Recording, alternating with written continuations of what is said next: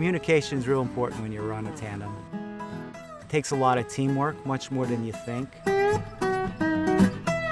Well, I grew up in Long Island, and that's where I started riding motorcycles. I never got into cycling per se. When I was a kid, it was just a way to get around.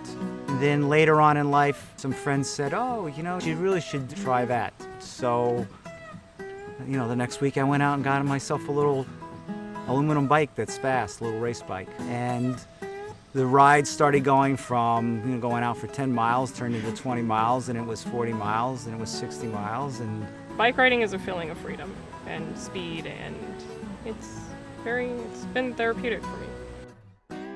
So I started losing my vision when I was 8, and I rode a bike still until I was about 12, and it was one of my most favorite things to do. And I couldn't do it anymore after that. Then I moved here to New York 6 years ago and heard about InTandem last June. And I tried it for short rides, and I said, oh, I'll never do a long ride. And I just kept doing it. And I said, that was my favorite line, is this is something I can't do on my own. So it's an amazing organization. And physically I was able to do it, and now I do 100-mile rides.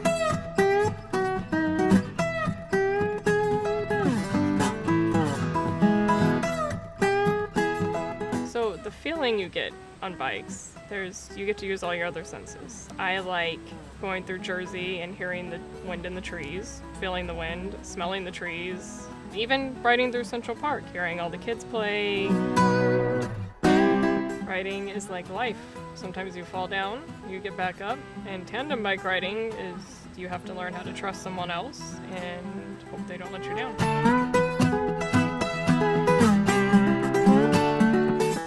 Not just about the bike, not just about the tandeming. It's about spending time with people that you're friends with and care about.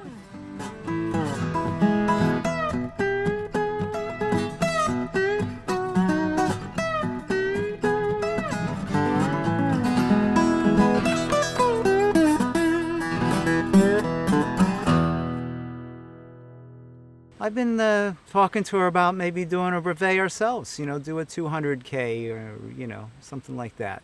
So we've done the century thing, so now it's time to click the miles up a few more at a time. So we'll see what happens if she's into it. How do you feel about that? I'm interested. You think it's a little crazy? You think he's a little crazy? It's a little crazy. 62 miles of hills and the Grand Fondo's a little crazy, but if you don't challenge yourself, then